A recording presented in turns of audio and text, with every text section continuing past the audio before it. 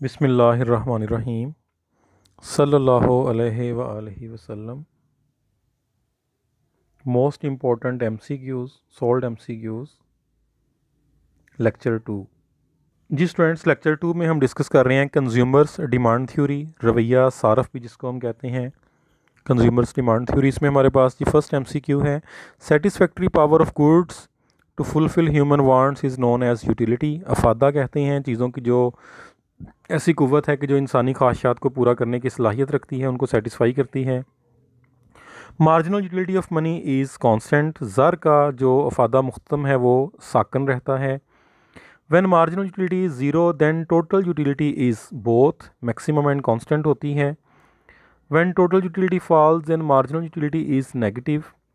Net change in total utility due to the next unit of commodity consumption, ये हमारे पास है marginal utility जिसको हम कहते हैं net change in total utility, मुख्तम अफादा। Who assume the scale of util to measure utility. Utility को मैयर करने के लिए यूटिल का जो पैमाना है वो किसने फ़र्ज़ किया, तो उसमें हमारे पास जो एक बहुत बड़ा नाम है वो है doctor Alfred Marshall, as B option. Number 7 option हमारे पास है जी एमसीक्यू का, other name of law of equi marginal utility, कानून मसावी अफादा मुख्तम का दूसरा नाम क्या है, तो ये सारे के सारे उसके दूसरे नाम हैं कानून इस्तबदाल, law of substitution, law of indifferent, law of maximum satisfaction. तो इसमें हम आल का जो ऑप्शन है वो लेंगे। जी स्टूडेंट्स, तो इसमें नंबर 9 में हम डिस्कस कर रहे हैं slope of marginal utility curve is negative, यानी कि जो मुख्तम अफादा का जो ख़त है उसका झुकाव होता है मनफी। Total utility eight the point of saturation is maximum. Total utility जो है कुल अफादा नुक्ता सैरी पर कांस्टेंट भी होती है और ज़्यादा से ज़्यादा भी होती है, बी ऑप्शन है नंबर 9 का। 10 पे हम डिस्कस कर रहे हैं total utility after zero marginal utility decrease, यानी कि जब मार्जिनल यूटिलिटी ज़ीरो होती है तो उसके बाद कुल अफादा जो होता है वो गिरना शुरू हो जाता है, decrease.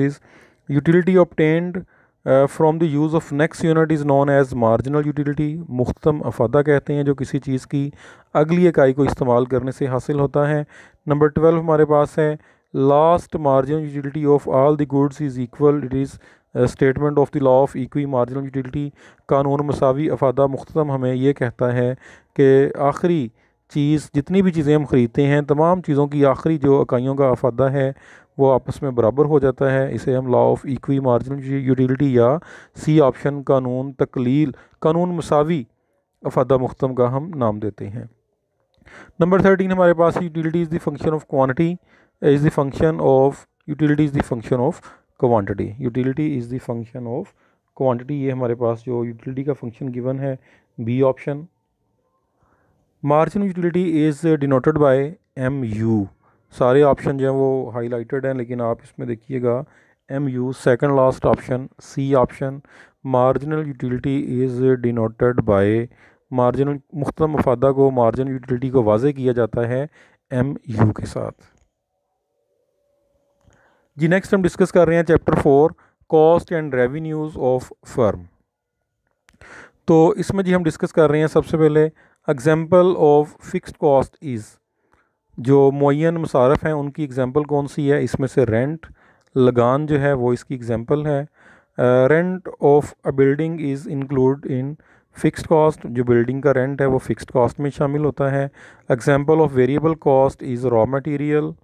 Number 4 the amount use to produce goods and services is called cost.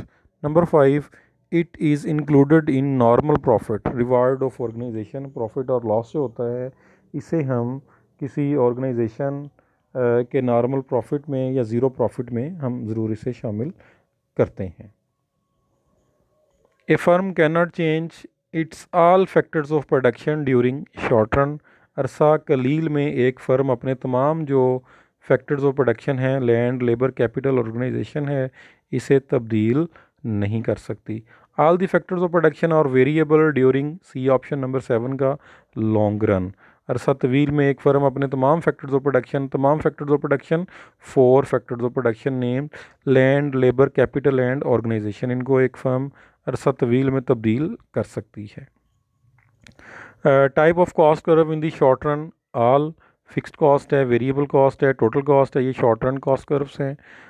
Cost that a firm has to face permanently, fixed cost एक ऐसी कॉस्ट है कि जो फर्म को लाजमी तौर पे मुस्तकिल बुनियादों पे ये बर्दाश्त करनी ही पड़ती है, इसके बगैर गुजारा ही नहीं होता। ये फ़िक्स्ड कॉस्ट है, प्रोडक्शन हो या ना हो, हर हाल में हर सूरत में ये जो कॉस्ट है ये बर्दाश्त करना पड़ती है।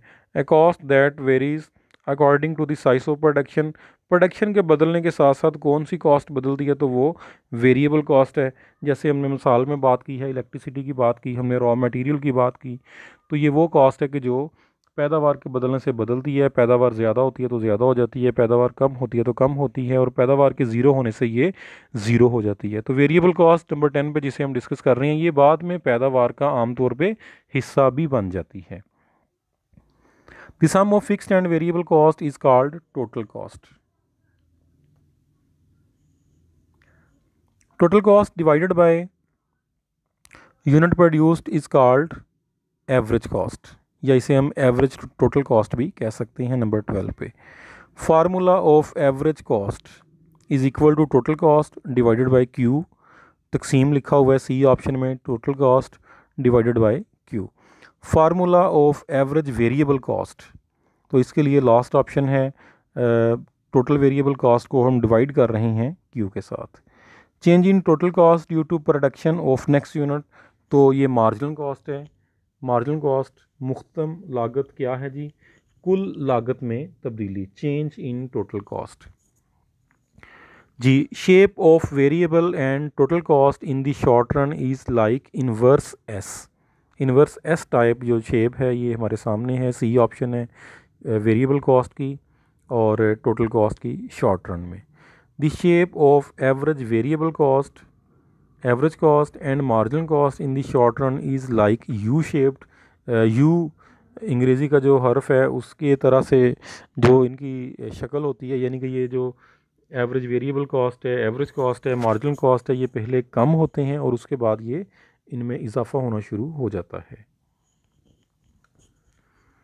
Marginal cost curve cuts average cost curve at the point where the average cost curve is minimum. Marginal cost curve जो होता है वो एवरेज कॉस्ट कर्व को एक ऐसे पॉइंट पे कट करता है कि जहाँ पे वो उसका लेवल, उसकी जो वैल्यू है वो मिनिमम होती है, बहुत ही कम होती है।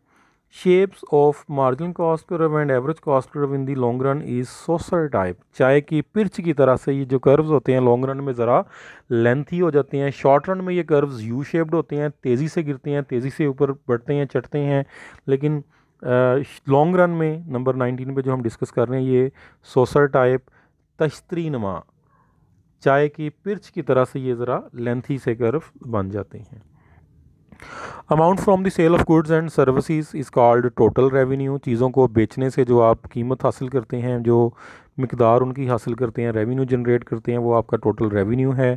Quantity sold multiplied by price is equal to total revenue, यानी कि जो चीज़ें आपने बेची हैं उनको चीज़ की कीमत के साथ आप मल्टीप्लाई करेंगे तो आंसर आपके पास आ जाएगा टोटल रेवेन्यू। नंबर 22 है जी total revenue divided by units of cell.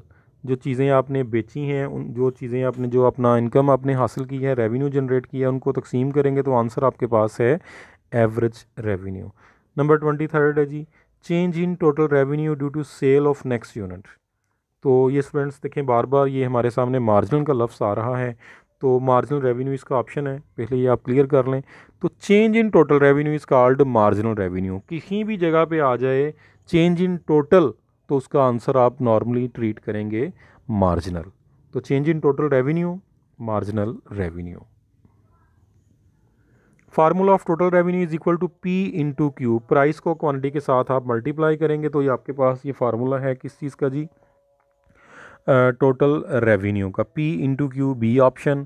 Formula of average revenue TR divided by Q C option.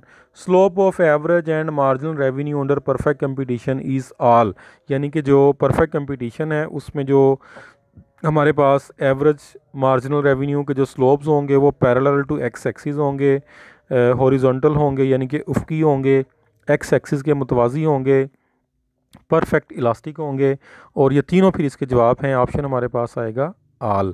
Slope of average and marginal revenue under monopoly is negative, यानी कि marginal revenue और average revenue monopoly में हमारे पास क्या होगा, negative इनका slope होगा। Number 28 हमारे पास है difference between average and marginal revenue under monopoly is double, कि मार्जिनल रेवेन्यू और एवरेज रेवेन्यू का जो डिफरेंस होगा मोनोपली में वो डबल होगा। तो उसके बाद जी नंबर 29 हमारे पास है slope of average marginal revenue is than the slope of average revenue in monopoly. तो ऑप्शन हमारे पास है more, slope of marginal revenue is more than the slope of average revenue under monopoly. Price and average revenue in revenue curves are equal. कहीं भी पूरी economics में आप बात कर लें, प्राइस और एवरेज रेवेन्यू जो होंगे वो हमेशा एक दूसरे के आपस में बिल्कुल बराबर ही होंगे। Average cost curve cuts marginal cost curve when slope of average cost is zero. तो ये इसका ऑप्शन है जी। तो उसके बाद जी नेक्स्ट हमारे पास जो चैप्टर है वो है लॉज ऑफ रिटर्न, कवानीन हासिल। लॉज ऑफ रिटर्न में हम बात कर रहे हैं land in laws of return is constant.